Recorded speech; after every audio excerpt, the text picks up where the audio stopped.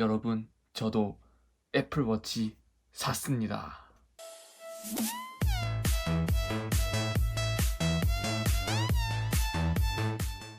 여러분 안녕하세요. IT테크 유튜버 티노입니다. 오늘은 아이폰이 아니라 애플워치를 들고 왔는데요. 바로 2020년에 애플워치 시리즈 3 지금 사도 될까라는 주제로 한번 시작해 보겠습니다. 제가 애플워치를 아마 2018년 5월에 구매해서 지금까지 제 왼팔에 계속 차고 있었는데요. 지금까지 계속 써보면서 뭐가 좋았고 뭐가 아쉬웠는지 솔직하게 다 말씀드리겠습니다. 우선 애플워치 시리즈 3 같은 경우에는 2017년 11월 한국에 출시했는데요. 처음에는 42mm 모델이 48만원인가 47만원인가 했었는데 4로 올라가면서 디자인이 완전히 바뀌면서 단종될 줄 알았지만 아이러니하게도 5가 출시된 이 시기에는 4가 3보다 먼저 단종이 되었어요. 그리고 가격이 30만원 정도 저렴한 라인을 유지하고 있고 애플워치 5가 오히려 가격이 올라가면서 44mm 기준으로는 58만원이라는 애플스러운 가격으로 책정되어 있는데요. 그러다 보니 자연스럽게 애플워치의 수요도 상당히 증가했습니다. 그러니 지금부터 애플워치 3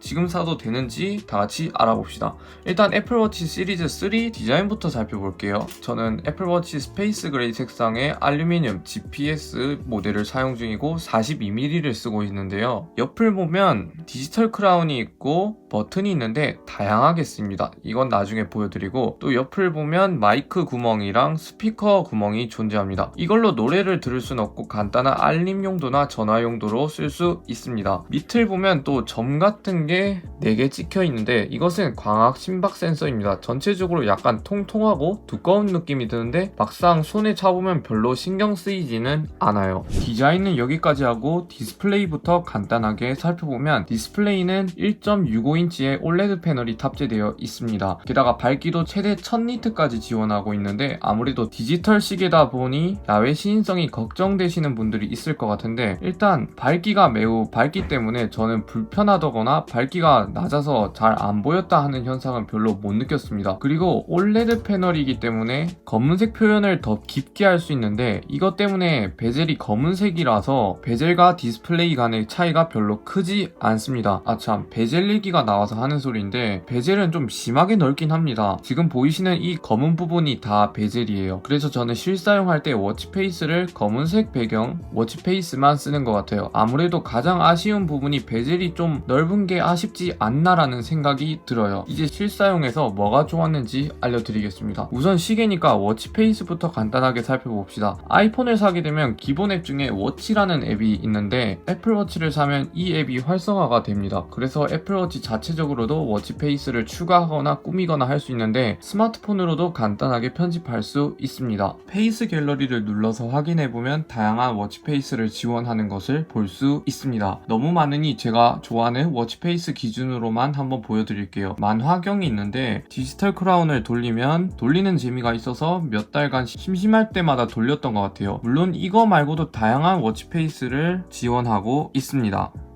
그 다음으로는 천체라는 건데 이것도 디지털 크라운을 돌리면 행성들이 돌아갑니다. 천체뿐만 아니라 달이랑 지구에서도 할 수 있어요. 마지막으로 제가 주로 쓰는 모듈 워치페이스인데 애플워치에서 가장 실용적인 워치페이스인 것 같아요. 시계랑 날씨, 온도 등등을 볼 수 있고 심박수가 나와서 심박수 측정도 할 수 있습니다. 참고로 애플워치는 그냥 차고 있으면 자동적으로 심박수 체크를 해줍니다. 자동으로 기록해주는데 가끔씩 내 상태가 어떤지 확인하는 용도로 쓰게 되더라고요. 이제 간단하게 UI를 살펴보면 밑에 버튼을 누르면 멀티창을 볼 수 있습니다. 그리고 꾹 누르면 애플워치를 종료할 수 있고요. 디지털 크라운을 꾹 누르면 시리아가 불러와집니다. 2번 누르면 이전 앱으로 돌아가고 디지털 크라운을 한 번 누르면 이전 및 바로 앱 메뉴로 들어갈 수 있는데 여기서 다양한 앱들을 볼 수 있어요. 간단한 앱들을 살펴보면 애플워치는 카메라를 켜서 애플워치로 사진을 찍을 수가 있습니다. 간편하게 음성 녹음도 지원하는데 생각보다 녹음 퀄리티가 매우 좋더라고요.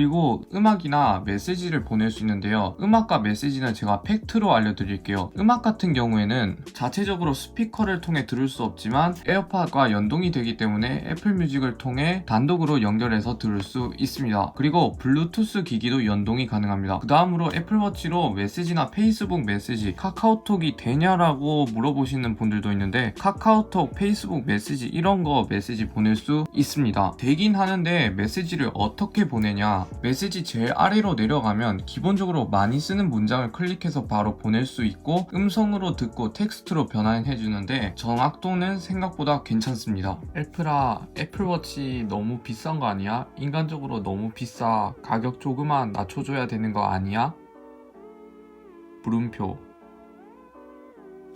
이런 식으로 보낼 수 있어요. 그러나 저는 잘 안 쓰게 되는데 그 이유는 일단 느립니다. 그리고 메시지 뜨는 시간이 휴대폰보다 느려서 그런가 메시지만 확인하고 보내지는 않았던 것 같아요. 성능은 심하게 버벅거리지는 않아요. 그렇지만 확실한 건 스마트폰에 비해 조금 느리긴 합니다. 그렇다고 뭐 못 써줄 정도는 아니에요. 메시지 같은 경우에는 손목에 진동으로 알려주는데 진동이 아이폰에 탑재된 탭틱 엔진으로 작동해서 기분 나쁜 진동은 아니라서 괜찮았고 피드백도 빠르게 옵니다. 전화도 같은 방식으로 오는데 전화를 받으면 스피커폰으로 받을 수 있어서 음질도 매우 좋아요. 그리고 가장 중요한 점이 배터리죠. 배터리 용량은 350mAh인데 보통 시계 확인 용도로만 쓰면 이 일은 무난하게 쓸 수 있고 내가 이것저것 좀 만진다 싶으면 이 일은 무리고 무슨 짓을 해도 1일은 무조건 버티긴 합니다. 그 다음에 애플워치는 요즘 광고를 피트니스 용도로 소개하던데 제가 운동을 잘 안 하긴 하지만 운동하는 사람들에게는 쓸만할 거라고 저는 생각하는데요. 그 이유는 제가 만약에 달리기를 하고 있다면 운동 설정을 달리기로 설정하고 끝내면 신체 활동이나 어떻게 무엇을 했는지 휴대폰에 뜨게 됩니다. 처음에는 신기해서 계속 보게 되긴 하더라고요. 추가로 애플워치 3는 방수 등급이 5ATM이라서 생활 속에서 침수 걱정은 안 하셔도 될 것 같습니다. 최대 수심 50m까지 버틸 수 있어요. 그렇기 때문에 제가 수영을 안 해봤지만 수영도 무리 없이 가능하다고 생각합니다. 방수 등급은 IP68 이런 거보다는 더 세니까 물에 대해서 걱정은 안 하셔도 될 것 같아요. 이렇게 간단하게 애플워치 3에 대해서 실사용 리뷰 해봤는데요. 솔직히 말해서 지금 2년째 쓰고 있지만